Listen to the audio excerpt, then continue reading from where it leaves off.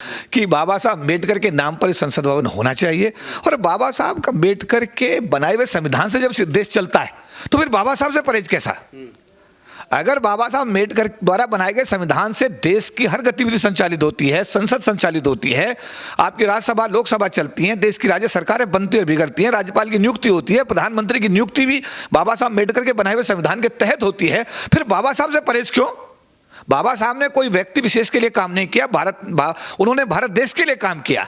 अगर भारत का नाम बाबा साहब के नाम पर हो तो इससे सुंदर बात क्या होगी? अगर भारत की संसद का नाम बाबा साहब के नाम पे हो तो इससे बढ़िया बात तो कुछ हो ही नहीं सकती। नमस्कार, मैं राहुल नागपाल और आप देखना शुरू कर चुके हैं हमारे यूट्यूब चैनल बोल 85। मेरे साथ वरिष्ठ समाजसेवी माननीय केपी चौधरी साहब हैं और उनसे बातचीत करेंगे। नई पार्लियामेंट बनकर के तैयार हो गई है। 28 मई को उसका उद्घाटन हो रहा है, लोकार्पण हो रहा है और देश में खुशी का माहौल है। लेकिन एक तरफ वो लोग भी हैं, 19 राजनीतिक दल जो हैं वो बहिष्कार कर चुके हैं, इसमें शामिल नहीं होंगे। क्या वजह है? आरोप ये भी लगाया जा रहा है कि वीर सावरकर के जन्मदिन की तारीख को ही क्यों चुना गया? क्या वीर सावरकर को वर्तमान राजनीति में स्थापित करने की कोशिश की जा रही है? बहुत सारे सवाल हैं। चौधरी साहब, कैसे देखते हैं आप, एक सोशल एक्टिविस्ट, 28 मई नई पार्लियामेंट का उद्घाटन? देखिए, जैसा अभी आपने कहा कि 28 तारीख भारत की सरकार ने चुनी है और उसमें मैं समाचार पत्रों के माध्यम से देख रहा हूं कि भारत की महामहिम राष्ट्रपति के विषय में अनेकों बातें आ रही हैं कि उनके हाथों से उद्घाटन किया जाना चाहिए था। तो मैं भारत का एक जिम्मेदार नागरिक होने के नाते निश्चित रूप से ये कहूँगा कि अगर ये संसद भवन बाबा साहब अम्बेडकर के नाम पर बनाया जाता है, इसका नामकरण डॉक्टर बी आर अम्बेडकर के नाम से किया जाता है, साथ साथ इसका उद्घाटन अगर बाबा साहब के जन्मदिन 14 अप्रैल के दिन किया जाता, और साथ साथ मैं ये भी कहूँगा कि अगर भारत की महामहिम इस संसद भवन का उद्घाटन करती हैं तो ये बहुत ही ऐतिहासिक होगा। और इससे मैं ये कहूँगा कि बाबा साहब की जो अनुयायी पूरे देश और दुनिया में फैले, उसमें एक बहुत ही पॉजिटिव मैसेज जाएगा। और मैं आज आपके टीवी चैनल के माध्यम से ये सरकार से मांग करूँगा कि 28 तारीख को जो आप उद्घाटन वीर सावरकर जी के बारे में, जैसा आपने कहा कि उनका वीर सावरकर जी का जन्मदिन है, उस दिन ये उद्घाटन हो रहा है, काश ये उद्घाटन 14 अप्रैल 2024 को किया जाता, थोड़ा सा डिले कर सकते थे, या बाबा साहब के किसी भी, जैसे 26 नवंबर संविधान दिवस के दिन किया जाता, तो मुझे लगता है कि इसका एक बड़ा सही संदेश और सार्थक संदेश जाता। लेकिन ये सरकार की जो अभी सोच है, सरकार की जो अप्रोच है, मैं सरकार से कहूँगा कि अगर वो भारत के महामहिम राष्ट्रपति द्रौपदी मुर्मू जी के हाथों से इसका उद्घाटन कराती हैं तो ये एक बड़ा वृहद संदेश देगा।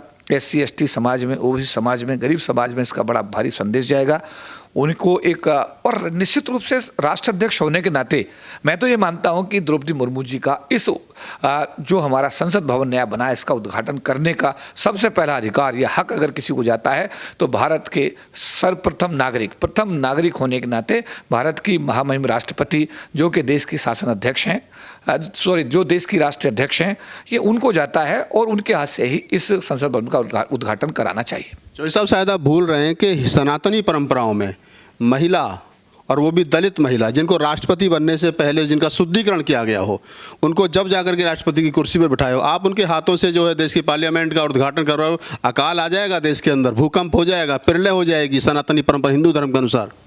देखिए, जो लोग, मैं कहूँगा कि भारत के शासन अध्यक्ष के रूप में नरेंद्र मोदी जी भारत के प्रधानमंत्री हैं और उनकी नियुक्ति भी राष्ट्रपति जी के शपथ देने पर ही निर्भर करती है। भारत का जो चीफ जस्टिस है, आप ये संवैधानिक बात बता रहे हो, लेकिन जो ताकतें देश में रूल कर रही हैं, जो हिंदू संगठन देश को चलाने की और हिंदू राष्ट्र बनाने की बात चली, तो उसमें मनुस्मृति के अनुसार, तमाम हिंदू धर्म संगठनों के अनुसार, जब अगर एक तरफ इनसे पहले जो राष्ट्रपति थे रामनाथ कोविंद साहब, उनको राम मंदिर के भूमि पूजन में नहीं बुलाया गया था क्योंकि वो दलित थे।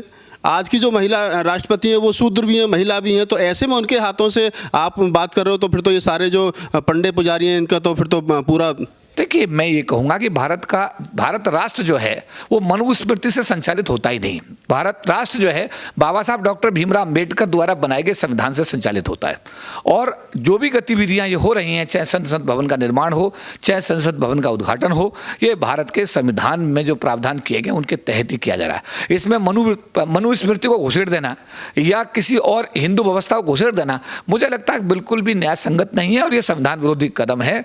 और मुझे लगता है कि कि ऐसी सब चीज़ों से उन लोगों को बचना चाहिए जिन पर देश को चलाने की जिम्मेदारी है। कहाँ कौन बच रहा है? अभी जब नए पार्लियामेंट के जो टॉप फ्लोर पे अशोक स्तंभ लगाया गया तो ब्राह्मणों को बुला करके, पुजारियों को बुला करके, घंटी बजा करके, तिलक लगा करके, हवन करा करके उद्घाटन किया गया था। तो देश का तो हिंदुईकरण हो ही रहा है ना कहीं।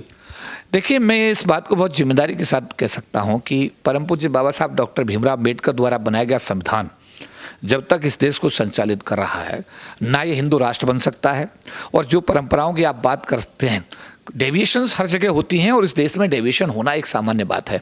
और कई बार आदमी अपनी मन की भावना के हिसाब से भी निर्णय लेता है और कई बार वो उन चीज़ों को भी नज़रअंदाज करता है जो कि उसके संविधान के दायरे में नितांत आवश्यक होती है। तो मैं आपसे ये कहूँगा कि कहीं हिंदू परिपाटी के तहत कहीं पूजा पाठ हो रहा है, कहीं मुस्लिम परिपाटी के तहत हो रहा है, कहीं बुद्ध रीति के अनुसार हो रहा है। जैसे हम लोगों की अगर बात करें तो हमारे सारे जितने भी कार्यक्रम हैं हम लोग बुद्ध वंदना से शुरू करते हैं, समझे बात आप, बाबा साहब अम्बेडकर की 22 प्रतिज्ञा शुरू करते हैं। और इस बात को लेकर के दूसरे पक्ष के लोगों को भी कई बार ऐतराज़ होता है। पिछले दिनों राजेंद्र पाल गौतम का इस्तीफा भी उस कड़ी के रूप में हम देख सकते हैं। तो मेरा ये कहना है कि अगर ऐसी गतिविधियां होती हैं जो संविधान विरोधी हैं तो उससे देश में जो है, मैं कहूँगा कि जो वातावरण है वो बिगड़ेगा। ऐसी चीज़ों से सरकार को लोग चला रहे हैं उनको परहेज करना चाहिए।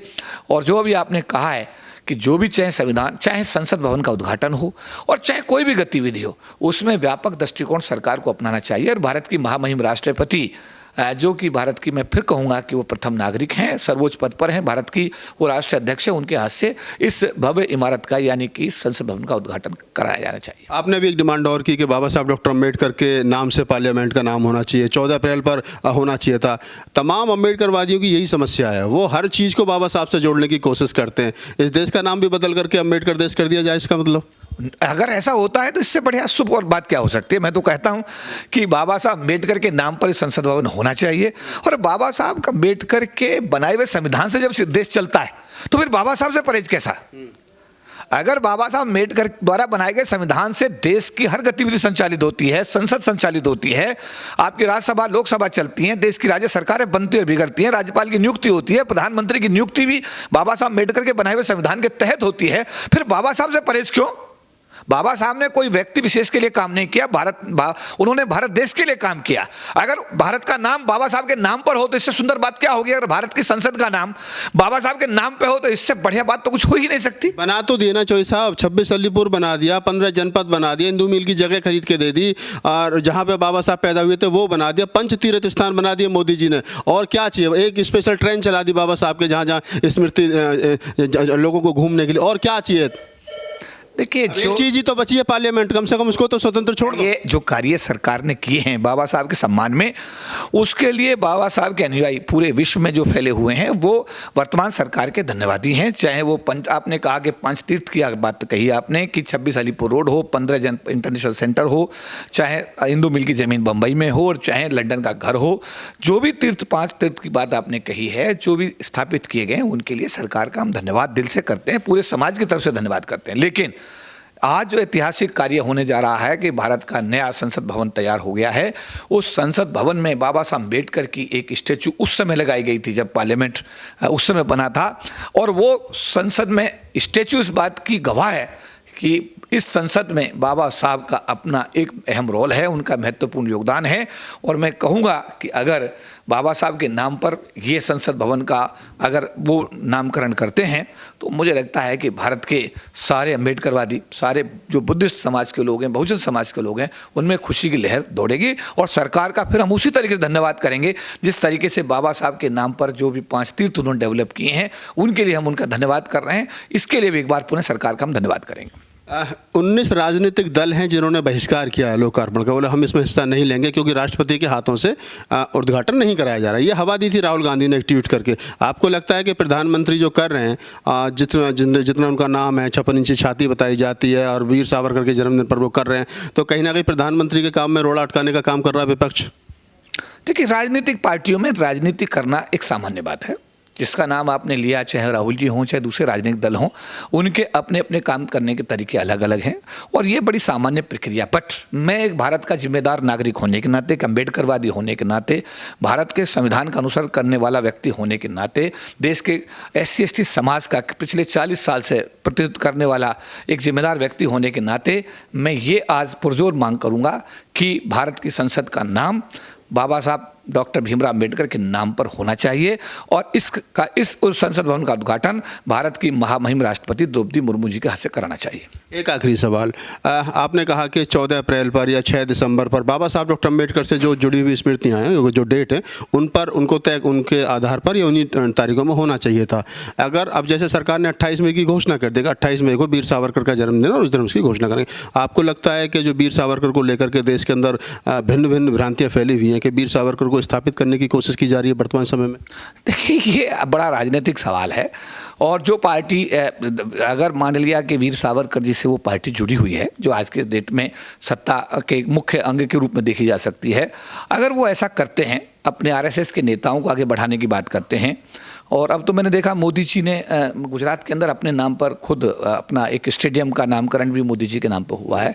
तो जब कांग्रेस की सरकारें थी तो उन सरकारों ने भी जो नामकरण किए, राजीव गांधी हवाई अड्डा, इंदिरा गांधी अंतर्राष्ट्रीय हवाई अड्डा, पंडित नेहरू के नाम पर जितने भी 150 से ज़्यादा हैं स्कीमें, नेहरू परिवार, गांधी नेहरू, उन्होंने भी ये चीज़ की है। और आज जो वर्तमान सरकार है अगर उसी चीज़ की पुनरावृत्ति कर रही है तो पहली सरकार से उसको अलग करके हम नहीं देख सकते। लेकिन मैं ये जरूर कहूँगा कि जिसमें राष्ट्र प्रेम है, जो राष्ट्र हित में काम करने वाला व्यक्ति है, जो राष्ट्र का सर्वोपरि मतलब ये समझो कि भला देखने की सोच रखता है और वो सबको साथ लेकर चलने की सोच रखता है, डॉक्टर अम्बेडकर भारत के ही नहीं पूरे विश्व के एक ऐसे व्यक्ति हैं जिनका आज तक उनसे बड़ा ज्ञानी, उनसे बड़ा योग्य व्यक्ति पूरे विश्व में आज तक पैदा नहीं हुआ। और ये भारत का सौभाग्य है कि डॉक्टर BR अम्बेडकर भारत जैसे देश में पैदा हुए। और अगर एक ऐसा व्यक्ति जिसका अंतर्राष्ट्रीय स्तर पर इतना मान हो, सम्मान हो, पहचान हो और उनके बराबर कोई ज्ञानी व्यक्ति आज तक पैदा ना हुआ हो, ऐसे व्यक्ति के नाम पर भारत देश का नामकरण करना या भारत की संसद का नामकरण करना, ये भारत के लिए सौभाग्य की बात होनी चाहिए। तो आप KP चौधरी साहब थे, बहुजन एक्टिविस्ट हैं, और उनसे बातचीत करने का मतलब यही था कि ताकि हमारे दर्शकों को ये पता चल सके कि बहुजन समाज के जो लोग हैं, SC/ST OBC माइनॉरिटी समाज के, अम्बेडकरवादी बुद्धिस्ट जो लोग हैं, वो पार्लियामेंट के उद्घाटन को लेकर के उनकी क्या राय है। तो उनमें KP चौधरी साहब की जो राय है वो महत्वपूर्ण है।